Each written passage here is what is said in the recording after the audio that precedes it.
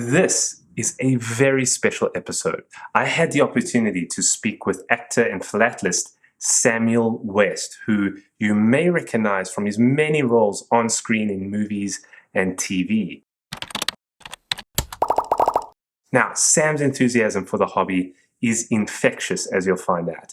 And we get to talk about his specialized collection, stamp shows, postcrossing, forgeries, and a certain stamp scene on Netflix that he's in, and I just had to ask him about it.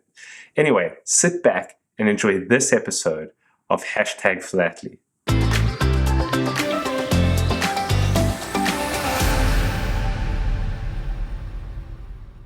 Samuel West, it is a privilege and honor to have you on the Exploring Stamps YouTube channel, #Philately. Thank you so much for joining me. Yeah, it's a great pleasure. So thank you for asking me. Listen, you're on stage in theater, you're on the big screen, the TV screen, you're on radio, but you also collect stamps. Now, anyone out there who thinks that stamp collectors are dull and boring people clearly don't know that you collect stamps. How did you get started and what's keeping you going? My parents are both actors, and in fact their parents and indeed their parents. I'm the fourth generation. And like a lot of actors, I suppose like a lot of actors whose parents are actors, I suppose I wanted them to be around a little bit more than they were. My father was a classical touring actor, a sort of acting that doesn't really exist anymore. He would play, Enobarbus or Claudius or something big in Shakespeare, and would take it to Australia or America or Egypt. And sometimes we would go with him, but a lot of the time he was away more than we'd like. And he was, and still is, a great letter writer. In fact, he's published a book of his letters home. And when they arrived, they were big events in our family from as long as I can remember. And they had these little tiny labels in the corner which were colourful and seemed to be part of the spell. And I remember being drawn to them because, they brought joy and love. And then I realised quite early on that they were specific to a country. And I was quite a precocious child, and also, as you may imagine, left to my own devices in a sort of benign neglect quite a lot of the time. And so I started working out that if you looked carefully at these things, they could tell you, for instance, what a country called itself in its own language, which was something I loved, and that we were first. In Britain, I'm not really into British exceptionalism, but we have to take credit for the one that's on the wall behind you. Yes. We still don't have the name of our country on our stamps because we were first, and I liked that. And so when I went to sort of Suomi or Helvetica, and I thought, oh yeah, that's Finland, or that's Switzerland, or even Albania, which I still can't pronounce, but I can probably spell. They were just sort of windows onto a world that I felt was probably quite big and a bit confusing, and they helped me to catalogue it in my head and make it a bit more manageable. I had a bit in the middle where I had a standing order at the Philatelic Bureau in Edinburgh, and everybody just sent me, everything that they issued. And then I realized that my collection was very large, but it was exactly the same as lots of other people's.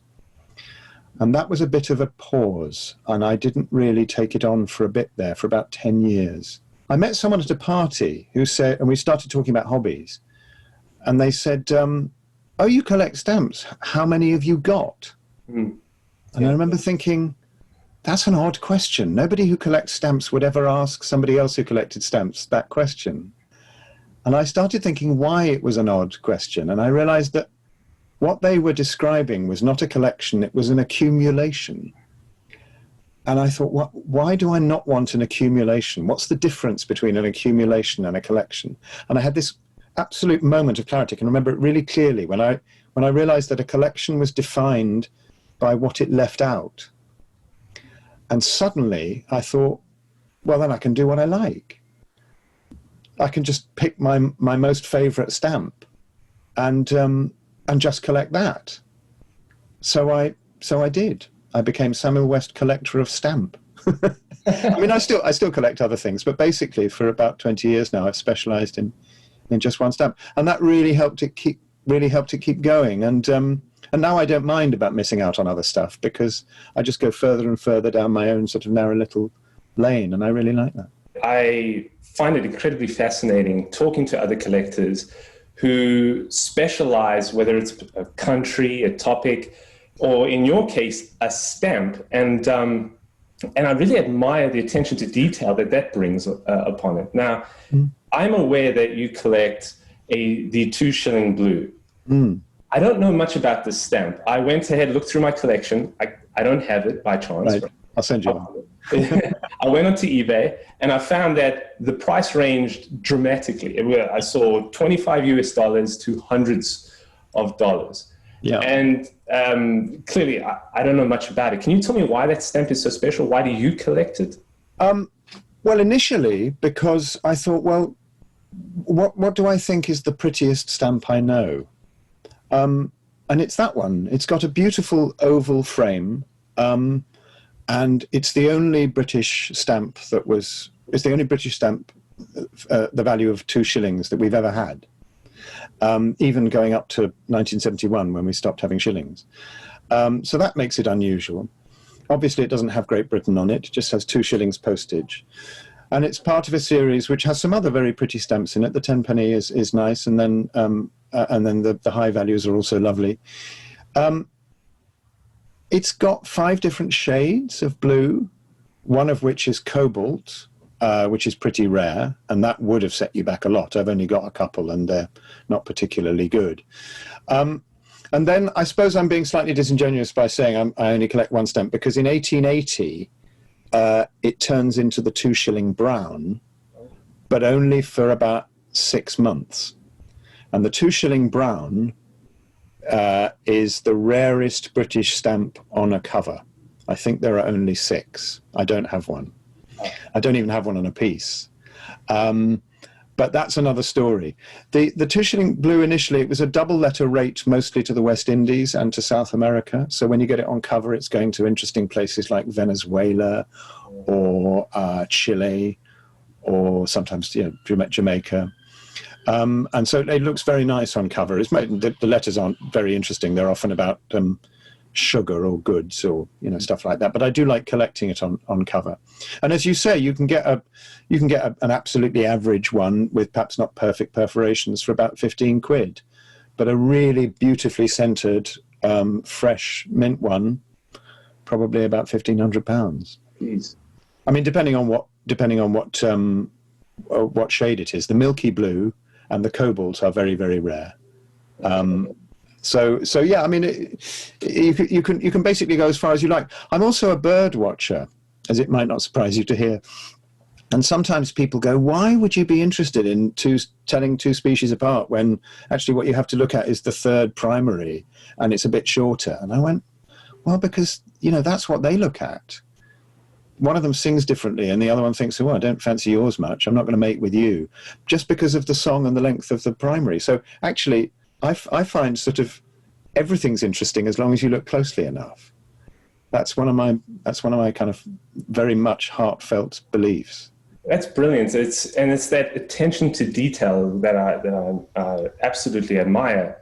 And when I was looking on eBay, the stamps, I was having a hard time finding one that wasn't terribly obliterated. Yeah. For my budget. And so when you get past that, then there's just a whole new world of different shadings and centering and so on. So yes, it interested me that in America, and I don't really know much about US philately, but in America, people don't really collect shades, I heard. Yeah, not so much. Whereas, people are really into Edward VII and George V shades here. I mean, like hundreds and hundreds of them. It's a really big specialism. And I mean, I like them, but I don't collect them because that is, life's too short, I think, probably. Do you know of any other people that collect your specific stamp, the 2 shillings? No, I think I'm the only one. And that's been really helpful, actually, because certain dealers just keep me informed. They know that I'm after something. Or Mark Bloxham, who has the first stand at Stampex when you go in, recently sold me an imprimatur 2-shilling brown. And he got it, and he sent me an email saying, before I give this to anyone else, would you be interested? And I bought it from him. Spread across a few months, I have to say, because it wasn't cheap. So that brings up a good point. Stamp shows, Stampex, you clearly go to them. Do you? I do. Well, I mean, I live about 4 minutes walk from the place where Stampex is held, so that's the first thing. That's helpful, yeah. Yeah. I have to fly there, so I only go there once every few years. Right. Yes, I saw that you'd been in your, where you got some tweezers, yes, in your film. Absolutely. Also, I've been taking the children recently. I've got a 6-year-old and a 3-year-old daughter. And, they're pretty regular there now. I've been trying to get them into stamps in different ways. But, yes, I really like Stampex. I love the feeling. I'm not always there on the first morning, but I love the feeling of people waiting to run in. Sometimes quite elderly people. Yes, there's a line. There's usually a line. It's brilliant. It's brilliant. Yeah, and I love that. And other people are very friendly, and you can just have lovely conversations. You don't have to buy anything, or even if you do, you can go in with a few pounds and fill a gap and feel like you've had a really satisfying day. Unfortunately, we can't do Stampex this year. Are you aware, I'm sure you are, that there's going to be a virtual version of it in October 1st through the 3rd? I'm very excited about it on my end. I have a booth, a virtual booth, but will you be attending that? And what do you think of the concept of a virtual stamp show? Well, I mean, stamp collecting is based on the idea of communication, isn't it? We've got to get good at getting round not being able to see each other in person. I mean, I'm an actor. There's not a lot I can do without being able to meet face to face. But actually, I spent the last 6 months recording poems for people. In fact, it's exactly 6 months today. On March the 18th, I put out a request that if somebody would like me to read a poem aloud, I would do it. And I got 650 requests. I'm on 573, I think, now. So that's just been a way of solving the problem, of not being able to meet face to face. And of course, nothing will ever beat the thing of meeting together, whether it's to watch football or plays or talk about stamps. I think we have to make this work, really. And I mean, for people like you, you might as well be next door. You don't get to go there that often, and this time you will be there, and you'll have a booth, and people can talk to you from all over the world. I think that's really exciting. Yeah, I'm very excited about that international aspect of it. I think that's the key thing. Although I long for sitting at a booth again, sifting through covers and talking to the people. But like you said, we have to make it work, and we will make it work. I think it's going to be great. And to answer your other question, yes, I am going to be there because they're going to do a feature on postcrossing, which I'm sure some of your viewers will know about and others won't. But I'm really into postcrossing, so I'm going to go and talk about postcrossing and stick my face into that. Could I just ask you a bit about that? Yeah, of course. So some of my viewers are heavy postcrossers. Some are just getting started because I've recently mentioned it. I haven't yet joined. I'm about to join. I'm pretty sure I'm about to join it. Yeah. What is your experience with it? Because I see you posting pictures on Twitter now and then of postcards you've sent and received. What's your experience? Well, just to run through it quickly, in case you I mean, you sign up, you give them your address. That's all quite safe. The only person who ever has your address is the person who's writing to you.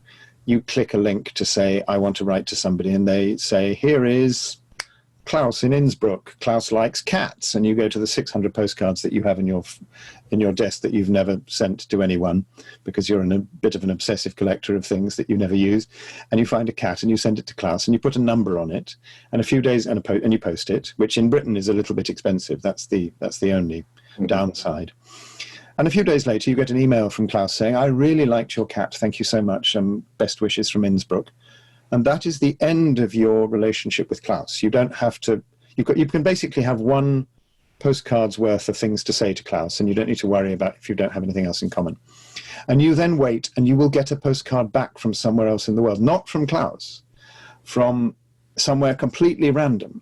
Yeah. And that in itself is quite exciting. But what I did instead when our first daughter was 2, was I signed up in her name, and she couldn't write, so I drew round her hand, which is, you know, a sweet little thing, very tiny, and then I wrote a few words inside the picture of the hand, and then I sent it off, and she started getting cards from all over the world. And I said to people, tell me where you live, as if I was her, you know, tell me where I live. Wait, my cards will be written by my father for a bit. Tell me where you live so that I can have so that I can learn about places I should visit when I'm older. She got her 580th card yesterday from Finland, and about 60 different countries, including the North Mariana Islands and Burkina Faso. And there's only one postcrosser in Burkina Faso, and we've got a card from them. And when our second daughter got to the age where the elder one had started, I said to my partner, what do we do that's as good as postcrossing for teaching her friendliness and openness and communication and geography and philately and countries' capitals? And she went, there's nothing better. You have to open another account. So now she's got one too, and she's coming up to 100 cards.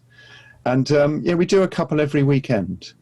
We just sit down and I do the addresses, and the kids draw pictures, and we just send them out, kiss them goodbye, and then they come back. And seriously, for a child, I mean, I want to talk about it at Stampex, because obviously talking to dealers, they say there is a perception in the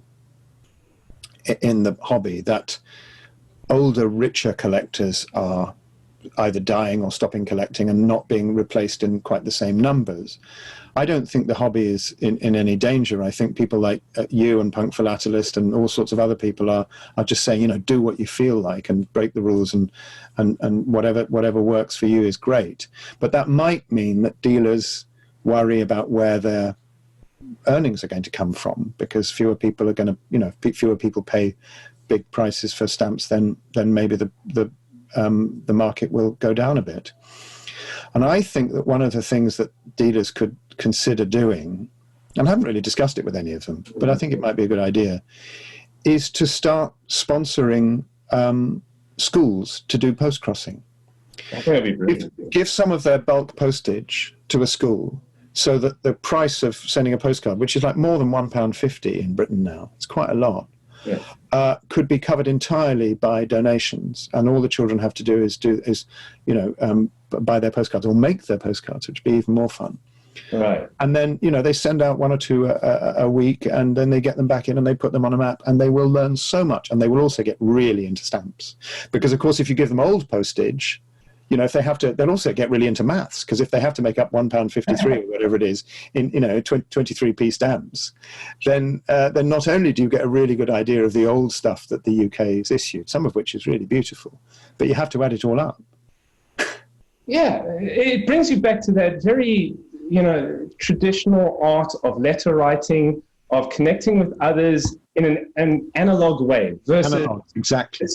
Email and so on. And it's very physical. You've got to use a stamp. You've got to count the postage on it. You've got to actually put together a message that's short enough to fit. And, you know, you got to make it meaningful. So and then you take it to the post office. Yeah. And you got to take it to the post office. Yeah, exactly. And so on. Which is a joyous journey with small people, because, you know, they understand.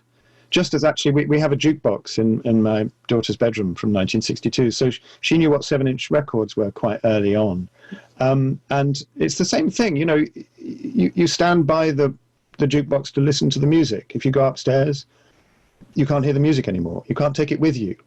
Yes. You have to stay there, and it's the same. It's the same with stamps. You know, you put a stamp and you write it, and it goes, and then you get something back, and you can hold it in your hand. And I mean, one of the first ones she got said, "Hello, I wrote this to you about 5 years ago. I wonder if you can read it yet." Wow, isn't that sweet? That is very sweet. Very sweet. And just people sending all sorts of interesting things about. I mean, sometimes, you know, people just go, "Hi, I'm you know, happy postcrossing."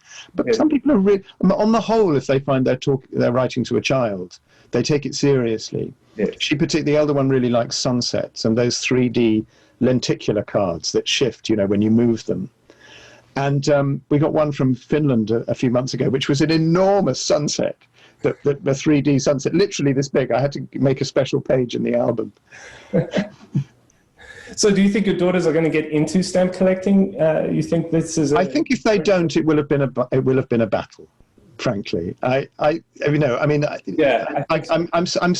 think they're into the idea of stamps. They find them pretty. They know what they're for, and they're both still very young. One of my ex-girlfriends had a thematic collection of balloons, which she's recently sent back to me saying, would either of the kids like it? So I'm going to see if they like balloon stamps. Absolutely, going to the topicals. Actually, I know that you're also into train spotting. Is that right? Yes, I was. Yeah, I love. Yeah, go on. Yeah, I was going to say, I was looking at topicals myself, and I went down the train section of the American Topical Association. They have a count. There's over 6,500 stamps there. So I was just thinking that minus trams, unless you're a tram spotter, 6,500 stamps. So I don't know how many balloons there are. I'm sure I can look it up after this. Well, it depends whether you're doing hot air balloons or children holding balloons. If you do hot air balloons, there's quite a lot. I'm sure there is. I'm sure they've got it divided. Hot air balloons, regular balloons. Yeah, I tell you, the other thing is, you learn quite a lot about countries from collecting stamps. I remember collecting Afghanistan. Not specifically, but getting Afghanistan stamps, and they would have 2 issues a year, and one was the Independence Monument, and one was a portrait of the spiritual leader. Mm. And they would come out with different borders, but they were basically the same stamp twice a year, and occasionally the price would go up slightly. And then suddenly there were a lot of kittens and a lot of tropical fish. And I remember thinking, I think there might have been a revolution in Afghanistan. And indeed there had been. And then you learn different stuff. Like there was when Montgolfier did the first balloon flight. I remember from the balloon stamps that a lot of countries did a stamp commemorating the 200th anniversary of the Montgolfier, which was, I think, 1786, something around that. Except Austria, which in 1987 did a stamp commemorating the 200th anniversary of the first balloon flight by an Austrian. So we just thought that tells you so much about Austria. There's a lot of pride in stamps. Yeah, absolutely. Why not? He's clearly a great Austrian. But all the others went, yeah, he's first. The French guy's first. Let's celebrate him, not Austria.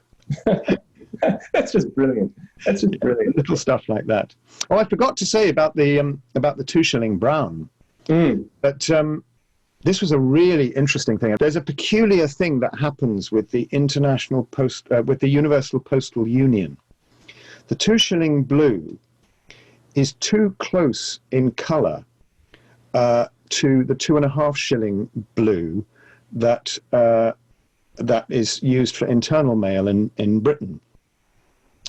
And at that time, that we have these specimen stamps that they send out to post offices overseas, because you couldn't send photographs. So you send the actual stamp, marked specimen, so people can't use it. So you go, if anything arrives from Britain with this on it, it's genuine, rather than just letting people print stuff, but you don't know which one's which. And then the Universal Postal Union said, no, an international double weight stamp can't be blue. It's too confusing. You have to change it to brown. Okay. So the 2 shilling blue in February 1880 becomes the 2 shilling brown. But then in July 1880, the 2 shilling overseas rate is abolished because not enough people are using it. And I think it's reduced. The price is cut. So the 2 shilling the 2 shilling brown is withdrawn, and a lot of sheets get destroyed. And mint, well centred, that stamp is about £15,000. So there were survivors. There were survivors. A few had been used in the 5 months between, and that, like I say, there are 6 on cover. But that's the really interesting thing, is that Jean de Sperati, who is probably certainly the best known European stamp forger, chose the 2-shilling brown to be the only British stamp he ever forged. And he did it by choosing, this is really clever, there's a pink threepenny value in the same set. So correct age, correct size, correct perforations, correct watermark. And he was a chemist. So he bought the threepenny value, which for a few pennies, and he bleached the pink off. But he managed to bleach it in a way that kept the postmark. And then he, using a photograph and a special printing process that he talked about, but nobody fully understands even now, he printed it with an ink that ran under the postmark, so it looks like the postmark is still on top. And these are so good that he had to sign them on the back because he could pass them off as genuine. Only he signed them in pencil because people liked rubbing the pencil off and selling them. Because the 2-shilling brown was really hard to get hold of. Not everybody could have one. So he made them to fill collectors' the gaps in a collector's space filler. And in fact, it's the last thing I bought from Andrew G. Lager. I've got a couple of Speratis there. What? Oh, and also a Fournier. Now, people don't rub the pencil marker off the back anymore because the Sperati forgeries are worth almost as much as the genuine stamps. Does yours have the pencil? Yours has the pencil autograph or no? Yes, they do. Yes, really? They do. I've also got a die proof signed by him. I'm sort of writing a story about him now, so I'm investigating him as just a thing I might one day write about. He was a fascinating man. Yeah, it just shows you that art takes many forms. And yes, exactly. He absolutely thought of himself as an artist. He's an artist. Yeah. What he was doing was impressive. So, thank you for sharing that. That's brilliant. It's a pleasure. It's a pleasure. He's that was really interesting because I thought, okay, he picks on a real rarity. Yeah. I'm gonna see where that leads to, and that was just something that came up after I'd started collecting the 2 Bob Blue. Can I pivot to talk about, you've, of course, been in a number of roles, number of movies, TV shows, but there's one scene that I just want to ask you about. Yes. It's in The Crown. It's season 3, episode 1. Philatelist got super excited because the start of season 3 involved the Queen inspecting some proposed stamps. Not only that, you're starring as Anthony Blunt, you're actually reprising your role, and you're in the room as well. So it was a double nod at philately to a degree. And I caught on, and other people caught on, but I wonder if that was intentional, if anybody else knew that. Did the cast, crew, did any writer know that you're a stamp guy, or is it just me getting excited watching Netflix? I'm afraid it was nobody else. I was written into that scene at the last minute because they wanted to put Blunt's make Blunt's presence a little bit stronger. So for those of your viewers who haven't seen it, it's a very clever scene where, for the first time, Olivia Colman, who plays the Queen in Series 3 and Series 4, takes over from Claire Foy, who played her in Series 1 and 2. And they decided to do this with a particularly brilliant device, whereby they moved from the old Wilding portraits of the Queen, 3/4 photographic portraits, to the new profile by Arnold Machin, the engraving. And this is delightful for somebody like me who knows and indeed has quite a good Machin collection, not so much the Wildings, but I really love Machins and I think they're absolutely classic. And of course, it's also a very big step in stamp design because the Machin becomes incredibly simple. I mean, we don't have to put the name of our stamp on it. We just put the value. And at one point, because they were trying to do stamps that worked in Welsh and English, and the Welsh word for pence doesn't begin with P, they even left out the P, so they just put the number on it. Simple. So at one point in Machin design, there was just the Queen's head and a number. Yeah. I mean, you can't get any simpler for a design, and that was a really sort of exciting moment. But my partner, who's a writer, playwright and screenwriter, and knows and tolerates and is, you know, she loves the fact that I collect stamps, and when I bore her about them, she's very generous about it, and she understands that they're exciting. And she was reading this script, and she got to the first scene, and she went, "Oh, that's good." She just thought, she was like, that as a device of how to hand over from, because of course you've got this queen who's getting older. Yes. Who doesn't like looking at her profile and is wondering whether her chin really does look like that, and taking over from the beautiful young Claire Foy and going, yes, well, I wish I didn't look like that. Of course, since we've been talking about the 2 shilling blue, we should say that Queen Victoria never had that problem. The stamp behind you uses a profile from a medal that was struck to commemorate Queen Victoria's visit to the Guildhall, I think, when she was 15. Yes. And in 1867, when the 2 shilling blue comes out, when the Queen is 48, she's still got the same profile. Yeah. Yeah. So she didn't bother about getting older. She just said, no, that's what I look like. Oh, it's until 1901, in fact, when she died. Interesting. Arnold Machin's design, it's rumored that the Queen has turned down on a couple of times newly proposed and updated stamp designs, because she said that nothing is more perfect than Arnold Machin's design. So when I saw the scene, I was thinking, wow, that's brilliant, because she has been known, or at least rumored to have done this after the 1960s, after new designs were proposed, after Arnold Machin's design was in place. Yes. But leveraging the whole transition of actors and setting the stage for a different time period is using the stamp. Yeah, it's really classy. It's really classy. And I remember thinking, I think that's the most perfect, because the Queen walks in and you see her dogs, and then you see her ankles, and you see the stamps, and you just think that this is really a very clever way of doing it, because of course, you know, that is how she's known to so many people. You say that I reprised my role as Anthony Blunt. It was in a series called Cambridge Spies that I played him before. And Anthony Andrews, who was playing George VI, I was doing a scene with him, and he was looking out of the window. And I was beside him and looking at his profile, and I said, "Gosh, you really look like George VI." And he turned to me and said, "How do you know?" I said, "Because I collect stamps." I know that profile really well.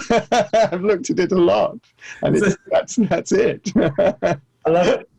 That's the side piece of what philately does. It teaches you, it makes you very familiar with different profiles and imagery and all that, but I think that's brilliant. But you're absolutely right about the Queen. I mean, it's interesting that the Queen should say that about the Machin portrait, because of course the coinage has been updated. The profile on the coins is now much more what you would call age appropriate. But I sort of hope they don't update the Machins, because they're so classic. There was a really interesting thing about, talking of collecting for a bit. Mark Bloxham, the dealer who I mentioned earlier, was talking about a particular bit of Machins which are pre-decimal Machins. The Machin comes in 67, and nobody really likes it. And when they get to 1971 and they go decimal, everybody thinks, oh, they'll get rid of it. And they don't. And so once they go into decimal Machins, like the 1p cerise, which is still made, still whatever it is, 49 years later, you can still buy a 1p and it's the same color as it was in 71. Everybody goes, oh, right, we better collect these then. But there was one guy, and I've forgotten his name, who between 1967 and 1971 built up the world's best collection of pre-decimal Machins, because nobody was collecting them. They were really unfashionable. And he sold it about 2 years ago. And I said to Mark, who bought it, what are you going to do with it? This is a great, great collection. He said, I'm going to split it up. I said, no, you can't do that. He said, yes, I must do that. Because if you wanted to collect pre-decimal Machins, you would make a list of, you know, the top 10 things you would have to get to have a really good pre-decimal Machin collection. And you try and get 3 or 4 of them. This guy's got the top 50. Yeah. So if I keep it as a collection, nobody will buy it. Yeah. You know, but first of all, one person will buy it, and then nobody else will have a chance to deal in it. Mm. If I break it up, then I put liquidity back into that market, which is really interesting. And now, you know, those you see those little bits beginning to be available again. And if you want to, you can buy them. I mean, they're not cheap, some of them, but some of them are affordable. And you think, oh, you could have a little bit of a really famous collection. That's kind of fun. Part of the attraction is the challenge. So if you were to just pick up the entire collection, congratulations. But if you hunted them, you haven't done much to bring it together. I mean, this guy went all round Britain. You know, he got on his bike and he went to weird auctions when nobody was buying this stuff because he thought, I've just got to go. I mean, that's one of the things. I've got a couple of 2 shilling blues. Like there's a rare plate number. It's mostly plate 1, but there's a very few. I think 77 plate 3s. And I've got one. It's not in good condition at all, but it previously belonged to quite a famous collection.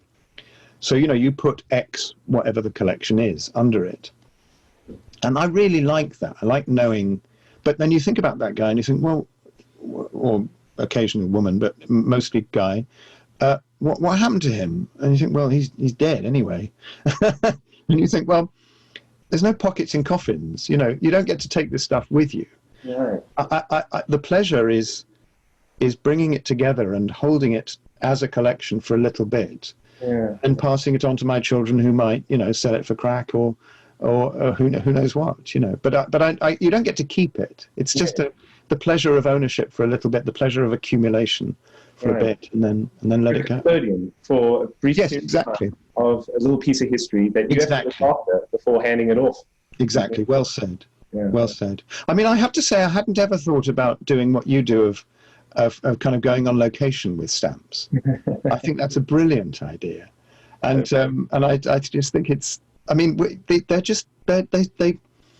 they can fire your imagination in so many different ways, and I think that's why it's such an exciting hobby. And also, when you draw up a collection, you know, you can draw it up in many different ways.